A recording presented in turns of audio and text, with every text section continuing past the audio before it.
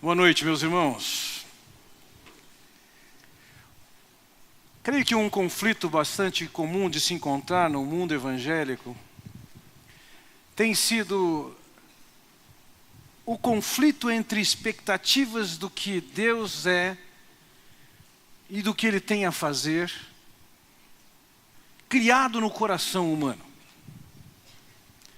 O fato é que muitas vezes as pessoas desenvolvem expectativas com respeito a Deus, visões acerca de quem é Deus,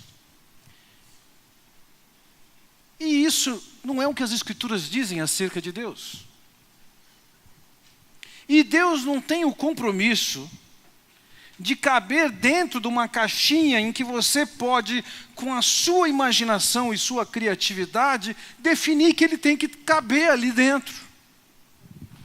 Eu não estou querendo com isso dizer que as Escrituras seriam essa forma de caixinha, não.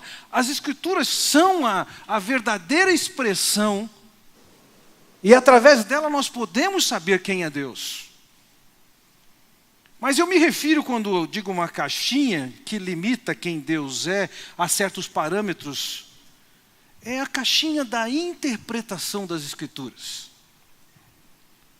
Muitas vezes tenho visto que pessoas têm se equivocado na tarefa de interpretar as Escrituras, e nessa falha da interpretação da Escritura, eles acabam criando algumas perspectivas teológicas, princípios de vida e visão do que é a igreja, que é o nosso assunto hoje, de maneira equivocada. É muito comum as pessoas pegarem textos das Escrituras e interpretarem eles ao seu bel prazer, e sem compreender no ambiente todo da Escritura, no ambiente daquele texto em que foi escrito, o que isso significa. Por exemplo, em Atos capítulo 2, capítulo 8, capítulo 10, capítulo 19, nós vemos algumas manifestações sobrenaturais acontecendo ali, em que pessoas que vieram a crer, tiveram uma manifestação do Espírito, vieram a falar em línguas. Teve uma manifestação poderosa naquela ocasião, e muitas vezes, sem conhecer por que aquilo estava aparecendo, as profecias, ou a profecia que existia sobre o assunto, não é conhecida, mas olha para aquele evento, para aqueles fatos reais, e julga que aquilo é mandatório para a igreja dos nossos dias. Não é isso que a Escritura diz. Mesmo o Senhor Jesus Cristo e os apóstolos também, eles atuaram de maneira a fazer diversos milagres. E de alguma maneira se cria a expectativa de que, assim como o Senhor Jesus Cristo e os apóstolos fizeram milagres, isso tem que acontecer hoje. E nos nossos dias, vários são os lugares em que as pessoas estão atrás de um milagre, e vários são aqueles que nesses ambientes se decepcionam com Deus. Porque definiram uma maneira que Deus atua. Isso também abrange nossa questão pessoal, nossa vida pessoal. O que eu quero dizer com isso?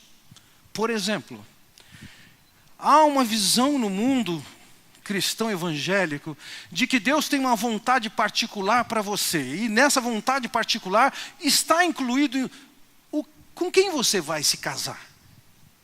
É um homem certo para uma mulher certa, e vice-versa. Imagine se alguém errar, vai ser uma tragédia. Alguns textos são usados para defender isso. Um deles é o texto do casamento de Isaac, em que Abraão envia o seu servo em busca de uma mulher para o seu filho, e ele ora dizendo: Senhor, é essa, mostra para mim. Se quando eu pedir água para ela oferecer água para os meus camelos, é evidência de que é ela. E de fato, ela ofereceu água para os camelos, e ele chegou à conclusão: é essa. E aí, em função disso, as pessoas criam teologia de que Deus tem uma vontade particular. Eu só fico perguntando se na sua vida pessoal, qual é a hora que entra o camelo bebendo água. É um fato, foi uma manifestação de Deus. O fato de ter havido uma manifestação de Deus ali Não significa que isso não seja normativo. Eu nem discuto a possibilidade de você ser um caso particular em que Deus soberanamente decidiu que aquilo fosse assim. Mas isso não é mandatório. E não é o jeito que nós temos que procurar. Mas nós olhamos para as Escrituras com algumas lentes que nos fazem entender certas coisas e achar que Deus tem que atuar de algumas maneiras. Ou seja, manifestações de Deus ao longo da história são interpretadas de determinadas maneiras e se busca reproduzir na vida contemporânea sem se analisar o princípio por trás daquilo. Em termos de igreja, muitas pessoas lendo para o Antigo Testamento e para aquela sociedade judaica têm reproduzido igrejas nos nossos dias baseado no que é o judaísmo. Igreja que tem a bandeira de Israel, a menorá, e práticas sacerdotais antigas. Olham para as Escrituras, não entendem a sua mensagem.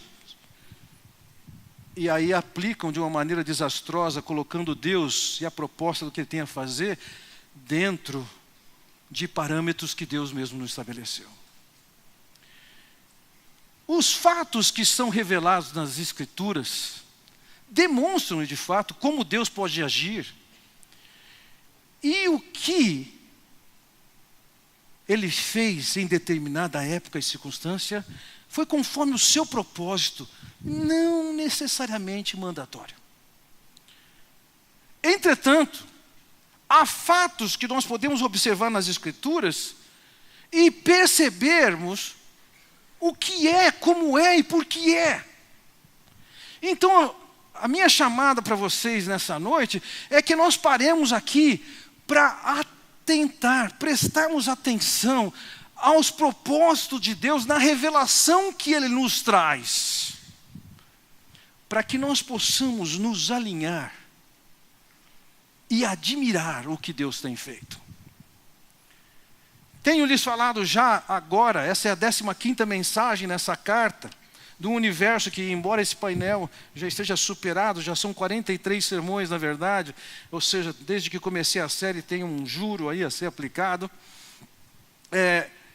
Eu já tenho lhes falado objetivamente de bênçãos que Deus nos concedeu no ambiente pessoal, individual, como é que isso me afeta. Nesse capítulo 3, o apóstolo, ele está abordando mais propriamente, não é o que Deus fez em termos individuais, mas em termos coletivos, a formação da igreja de Deus. E ao invés de ficarmos tirando conclusões sobre a igreja, a partir de uma experiência ou outra, boa ou ruim, que nós possamos ter tido aqui ou ali, em vez de tirarmos conclusões em função de achos, de sentimos, etc., eu queria que você olhasse para as Escrituras comigo nessa noite e entendêssemos, através de alguns fatos, 2 somente, o que somos nós. O que é uma igreja?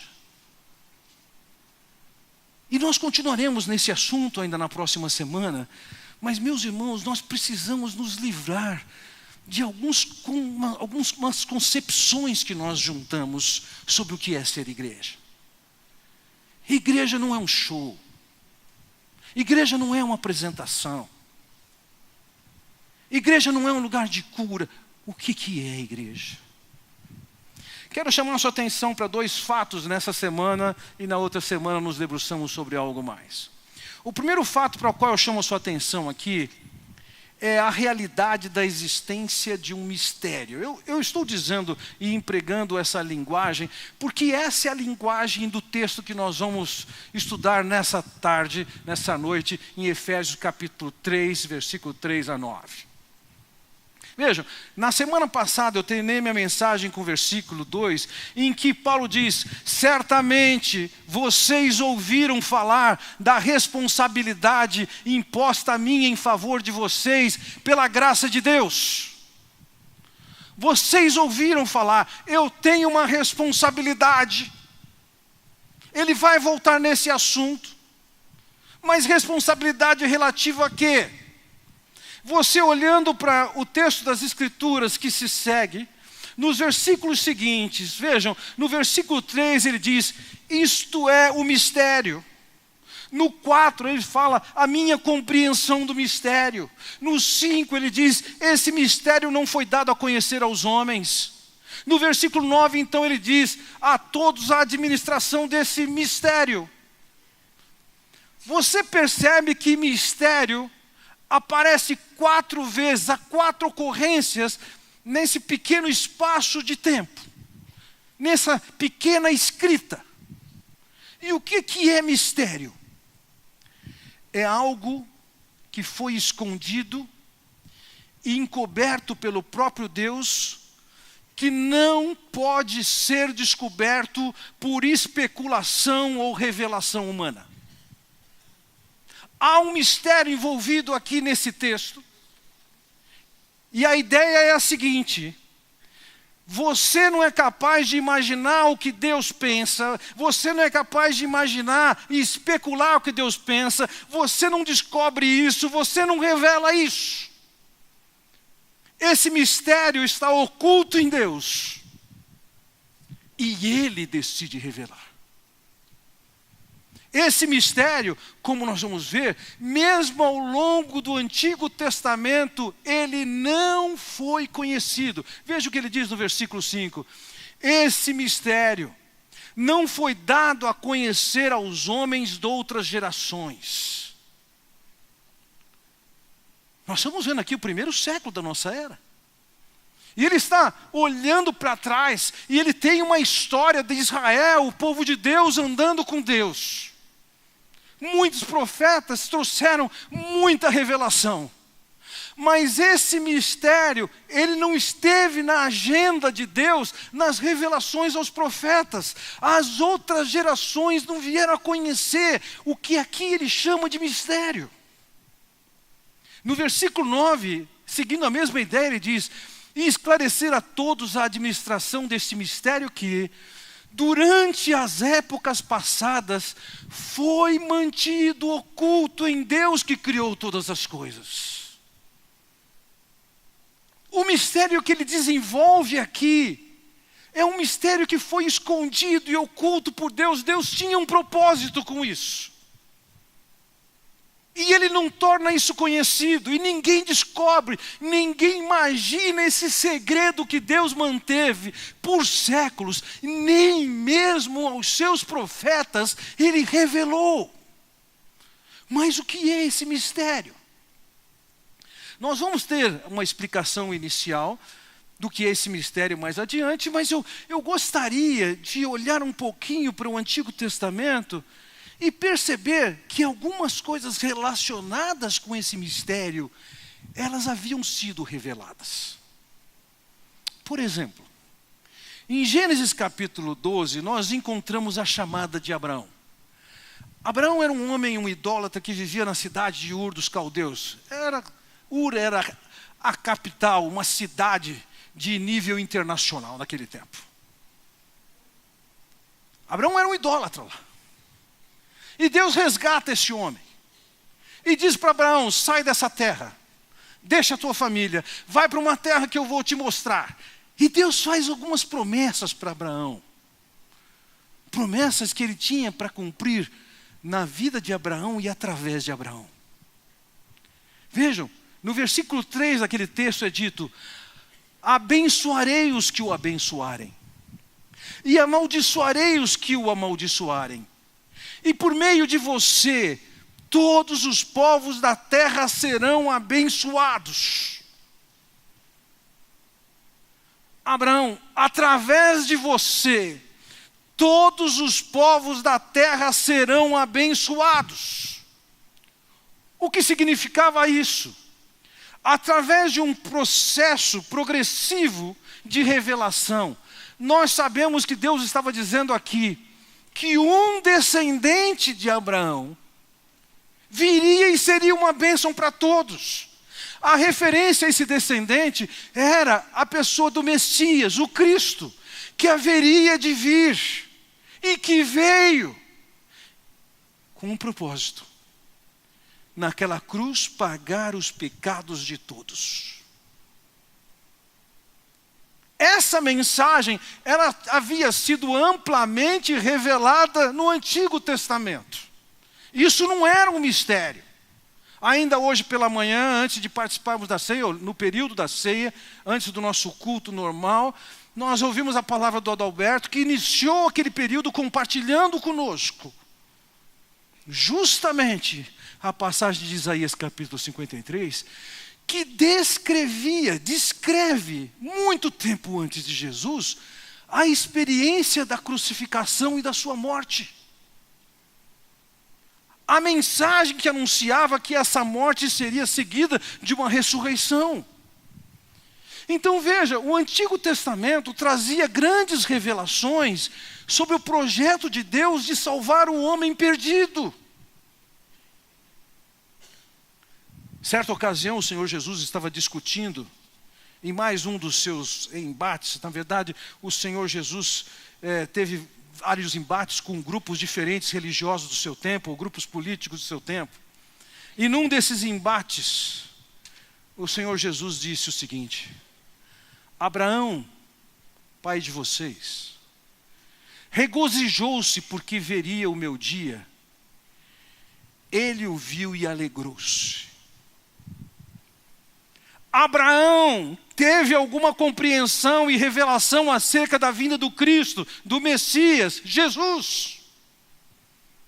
Ele está se referindo possivelmente à passagem de Gênesis capítulo 12, ou mais alguns encontros que ele teve e obteve revelações de Deus acerca da vinda do seu descendente que viria para salvar a humanidade. Essas informações, elas foram dadas através dos profetas. O próprio Abraão, na condição de profeta, ganhou essa percepção, se alegrou com essa percepção, se tornou um argumento do Senhor Jesus nessa discussão. Então Paulo desenvolve aqui no versículo 6, a saber, isso foi revelado, que mediante o Evangelho, os gentios são coerdeiros com Israel, membros do mesmo corpo e coparticipantes da promessa em Cristo Jesus. Veja, uma parte da história foi revelada. O que é? O Evangelho que salva já havia sido anunciado através dos profetas no Antigo Testamento. Mas havia alguma coisa que foi escondida, que não havia sido revelada. É que aqueles que crescem estariam numa condição, num novo status que ninguém podia imaginar no ambiente da sociedade judaica, nem os profetas e muito menos os seus ouvintes. O que é? É que, além de um judeu, quando um gentio se convertia, ambos se tornavam coerdeiros. Ambos seriam membros do mesmo corpo. Ambos seriam coparticipantes da promessa em Cristo. Um gentio olhava para um judeu e falava assim: você não pode entrar no meu ambiente religioso. Um judeu olhava para um gentio e via e falava assim: você não pode entrar no meu ambiente religioso. Em alguns casos, em pessoas que se tornavam prosélitos em Israel, elas podiam, de alguma maneira, ter acesso e desfrutar do ambiente do culto a Deus. Mas o que Deus está falando aqui é que Ele não iria agregar, acrescentar, permitir que o povo gentio, pagão, idólatra, viesse a participar completamente do serviço a Deus. O mistério que foi escondido é que dentro do projeto de Deus, eu diria, Deus tinha uma carta na sua manga, que não era um upgrade simplesmente da nação de Israel, mas era assim um novo projeto, a igreja de Deus, que não era mais o Israel, em que judeus e gentios, de toda a origem, de toda etnia, iriam participar nesse novo ambiente criado por Deus. Judeus, gentios, pertencendo ao mesmo corpo, É o que ele diz: gentios são co-herdeiros com Israel, membros do mesmo corpo e coparticipantes da promessa de Cristo Jesus.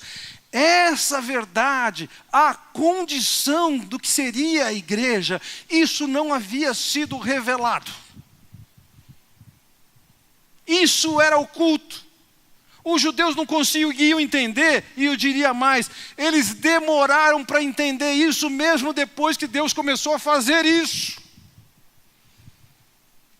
Então há essa nova instituição, a igreja, como tenho chamado aqui, essa é a nova sociedade que Deus tem chamado, pessoas de diversas origens, com diversas experiências, todas elas por causa do seu pecado, estão separadas de Deus, alienadas de Deus, sem conhecer as promessas de Deus, sem esperança, e daqui e dali, Deus vai salvando esse povo e montando um novo povo, uma nova instituição, a igreja. Judeus, gentios, Yanomamis, Caetés, Tupis, todos eles fazem parte desse novo povo. Esse é seu povo, esse é um fato. Esse mistério foi escondido, mas esse mistério também foi revelado. Então, o segundo fato que eu quero considerar com vocês nessa noite é que esse mistério, que não podia ser imaginado, criado, especulado por nenhum ser humano, ele foi comunicado. Primeiro, comunicado da parte de Deus para nós mesmos, como você pode ver no seu esboço, a revelação desse mistério. Veja, olha o que ele diz no versículo 3.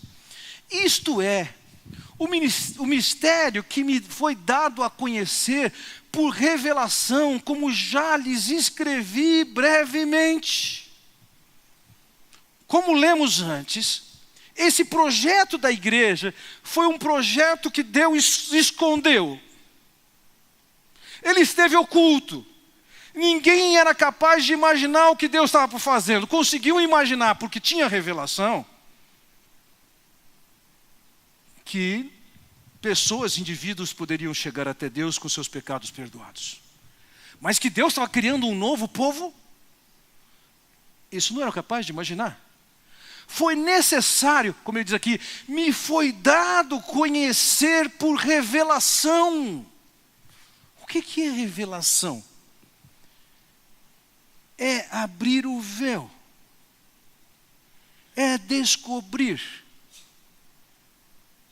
O que Deus fez com Paulo e com outras pessoas foi abrir o véu, fazê-los ver, enxergar o projeto que Deus tinha. É o que vai dizer no versículo 5. Esse mistério não foi dado a conhecer aos homens de outras gerações, mas agora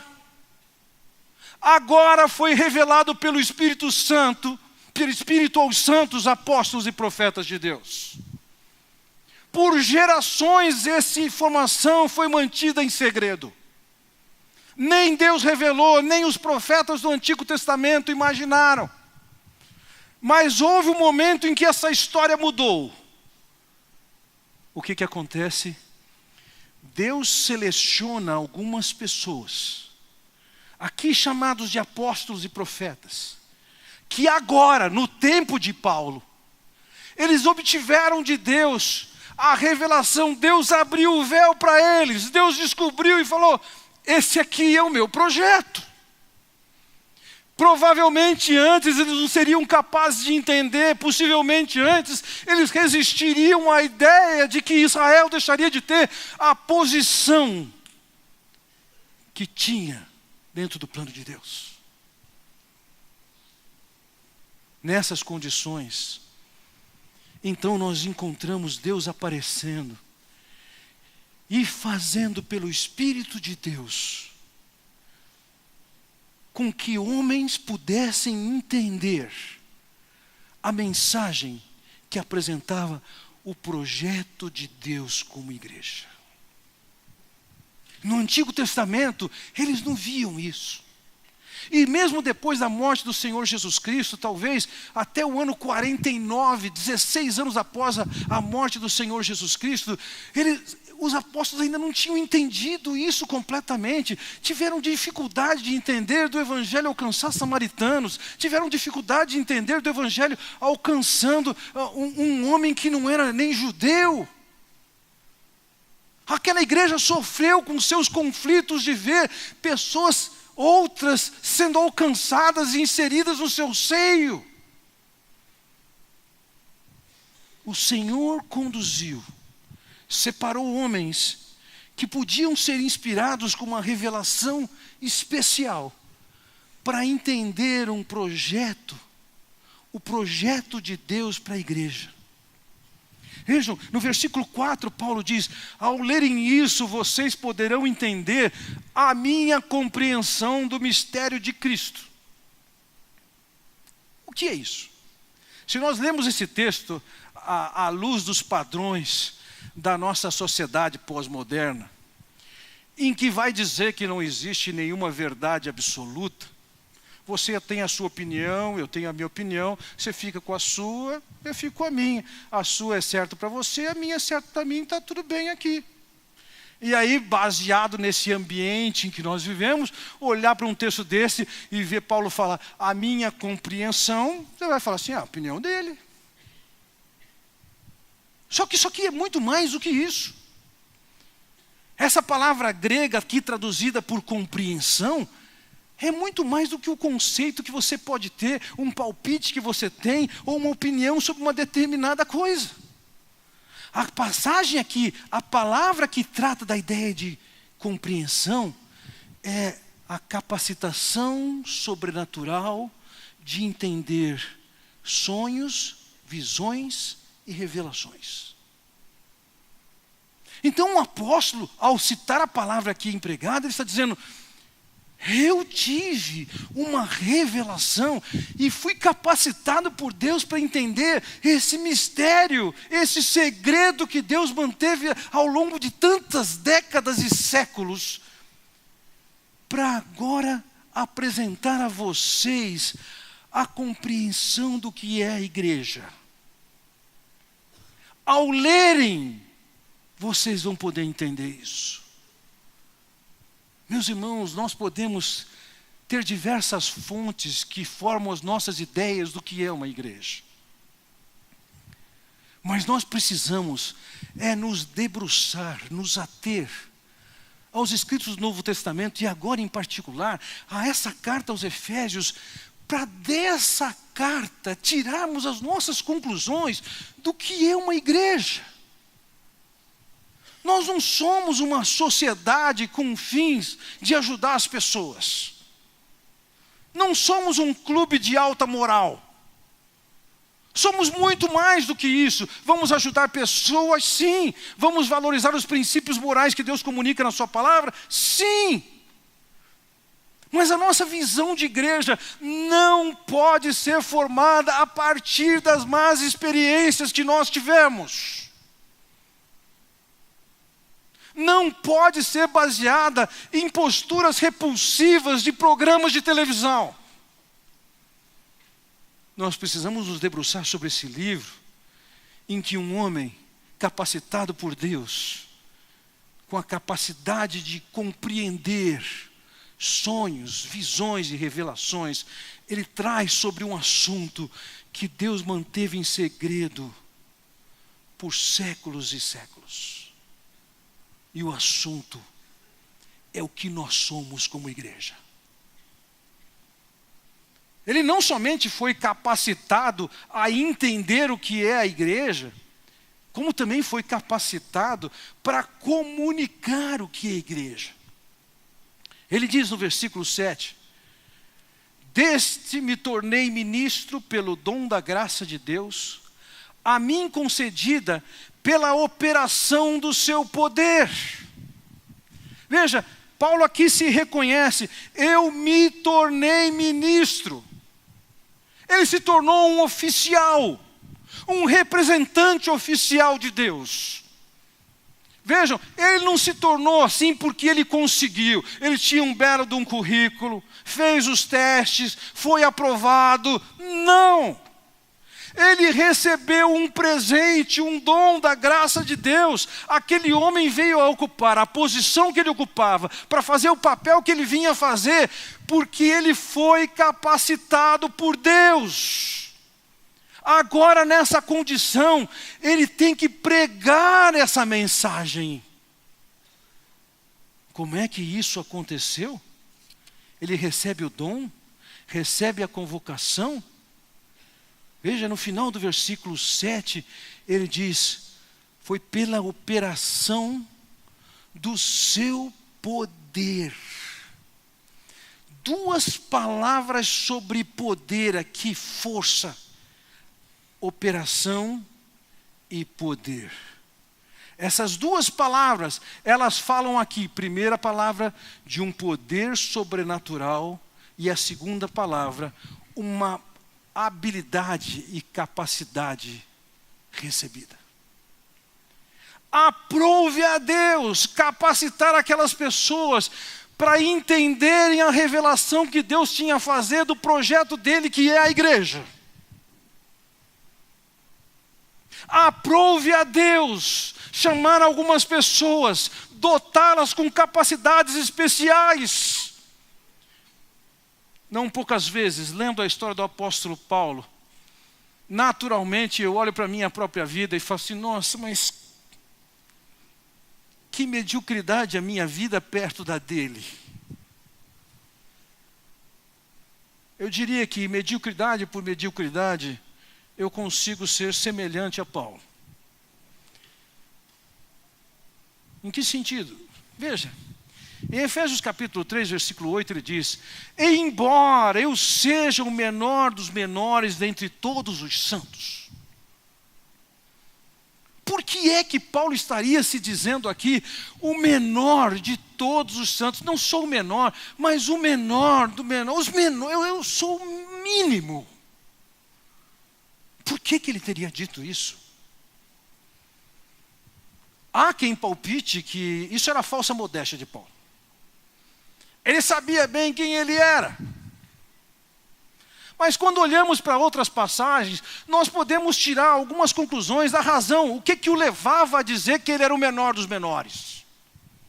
Por exemplo, quando ele escreve a Timóteo, na sua primeira carta, ele diz: a mim, que anteriormente fui blasfemo, perseguidor e insolente. Ele olhava para a sua história antes da sua conversão. E ele consegue reconhecer e admitir o que caracterizava a sua vida pré-conversão, é que ele era blasfemo. Ele era um perseguidor da igreja. Ele era insolente. E nós lemos a história no início do livro de Atos. De fato, este homem perseguindo e ele sendo o promotor que levava cristãos à morte. Então não é difícil imaginar que a consciência do que ele era e havia feito o leva a dizer: eu sou o menor de todos os santos. Mais adiante, no versículo 15, ele diz: esta afirmação é fiel e digna de toda aceitação. Cristo Jesus veio ao mundo para salvar os pecadores, dos quais eu sou o pior.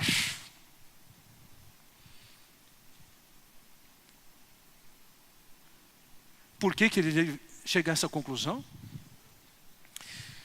Meus irmãos, enquanto nós temos uma vida cristã medíocre, quando nós olhamos para os outros, nós os julgamos, vamos supor um pecador, nós olhamos para os outros de cima para baixo e achamos que os outros são tranqueiras.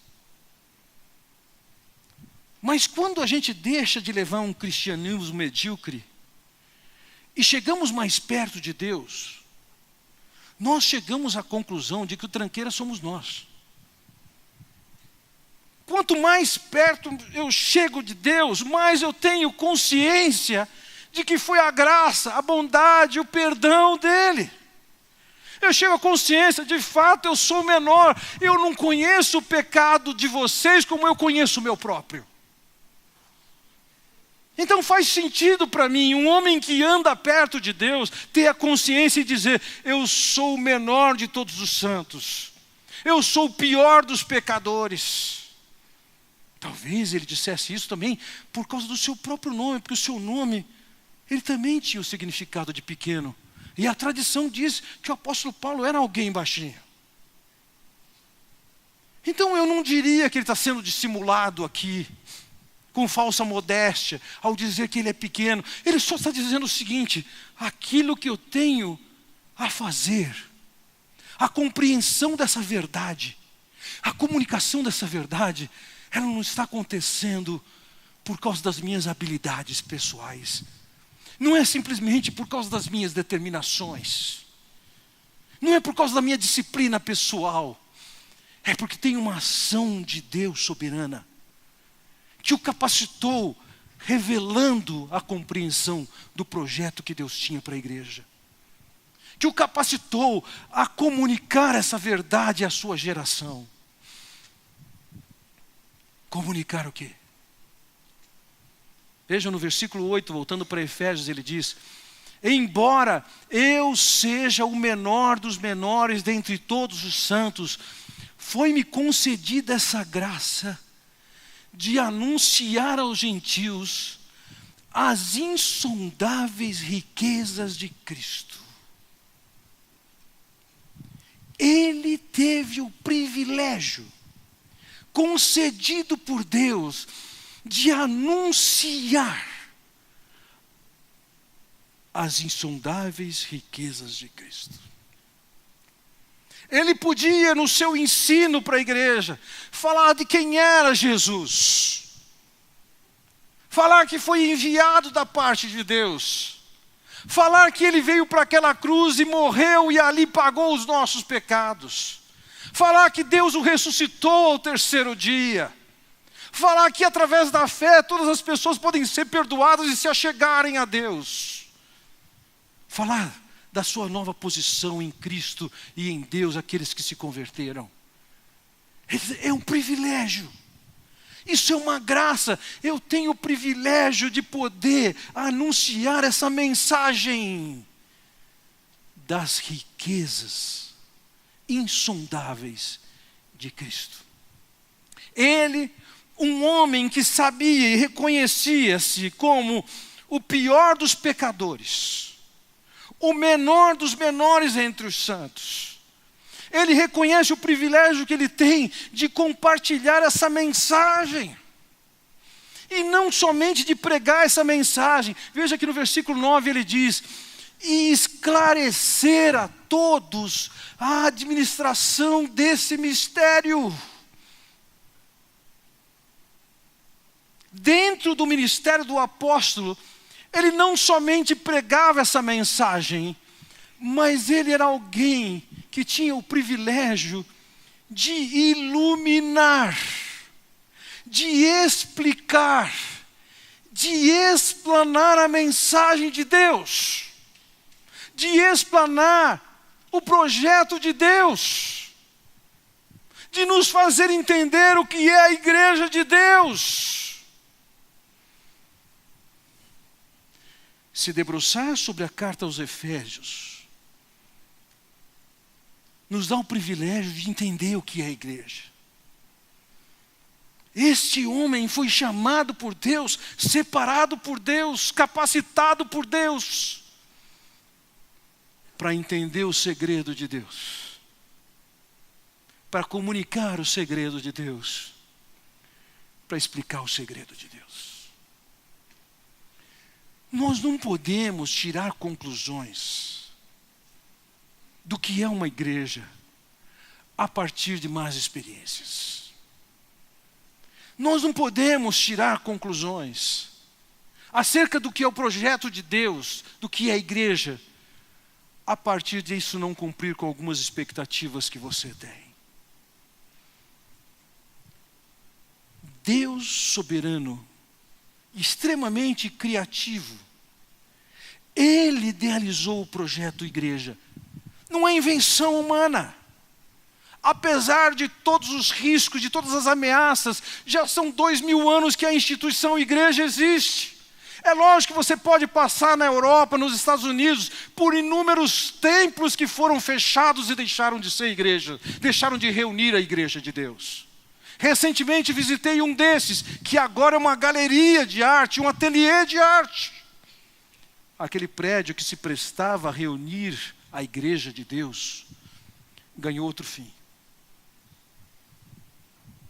Pode-se dizer que a Europa e os Estados Unidos vivam o que é chamado de era pós-cristã.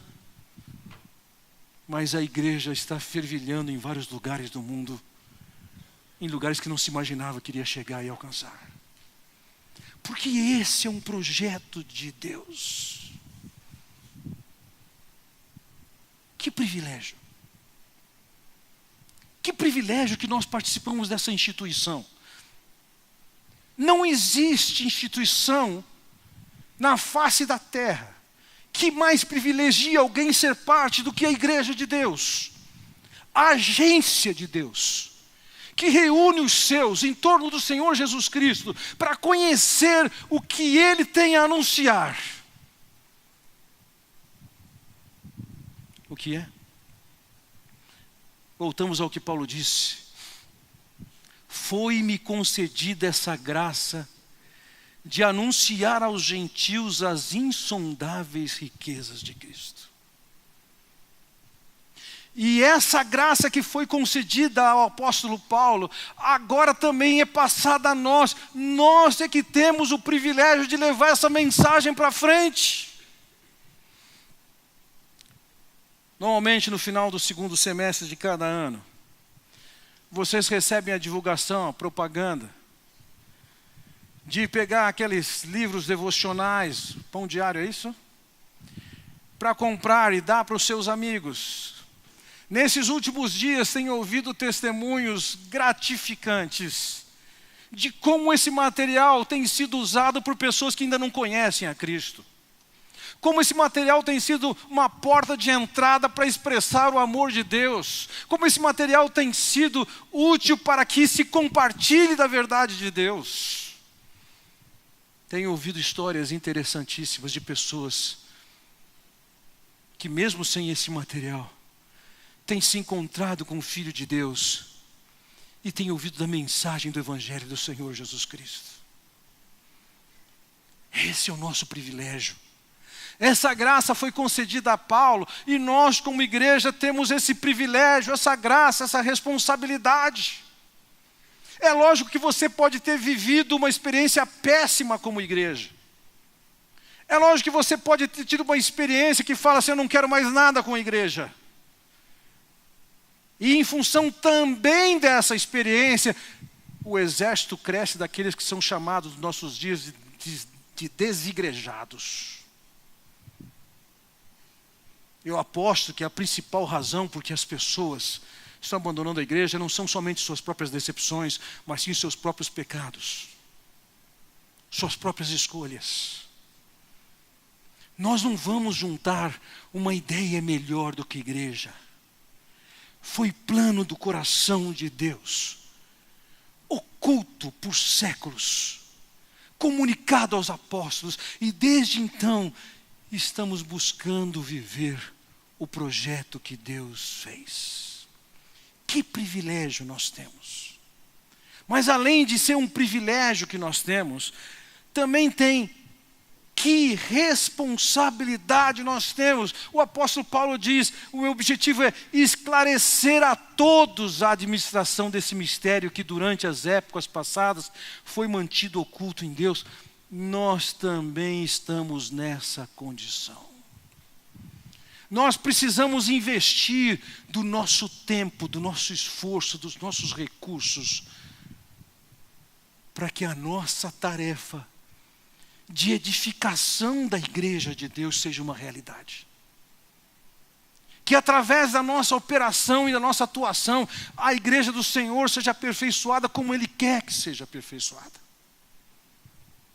Nós também temos o privilégio de, através das nossas vidas, das nossas palavras, dos nossos relacionamentos, dos nossos recursos, nós aumentarmos nossa capacidade de proclamar essa mensagem, de levar essa mensagem para além das nossas fronteiras. Somos nós que agora podemos aprender das Escrituras o que é uma igreja. Das Escrituras somente. E levar essa mensagem para as pessoas que nos cercam. E esclarecer essa mensagem, esse projeto dentro do nosso ambiente. Meus irmãos, somos privilegiados e somos definidos como responsáveis e privilegiados de viver o projeto de Deus e levar essa mensagem a Deus. Podemos ter o senso crítico e identificarmos falhas em igrejas aqui ou acolá. Isso faz parte de um senso crítico. Mas nós precisamos ter a atitude de não descartar, de não reduzir, de não menosprezar, mas antes de investir nosso tempo, nosso cuidado, nosso esforço, nosso amor pelo investimento, para investimento nesse projeto que é de Deus. Não inventamos a igreja. Foi o Senhor Jesus Cristo quem o fez. Cabe a cada um de nós, temos cada um de nós o privilégio de participarmos, de desfrutarmos e de levarmos essa mensagem. Vamos orar. Pai Celestial, quero te agradecer por esse tempo que temos juntos e quero te pedir ao Pai bondoso que nos faça entender mais e mais a grandeza, a intensidade, a beleza do projeto que o Senhor tem para a igreja. Enquanto tantos possam olhar para a igreja e pensar numa instituição falida, e ela de fato o é quando ela se aparta da tua vontade, que de nossa parte o Senhor possa ter a nossa colaboração, cooperação, participação, ajuda em todas as formas, para que a tua igreja seja o que o Senhor tem no seu coração ao longo dos séculos e séculos. Usa-nos, ó Pai bondoso, para tornarmos esse mistério oculto por tanto tempo uma realidade entre nós também. Capacita-nos, inspira-nos, eu te peço, ó Pai, em nome do Senhor Jesus. Amém.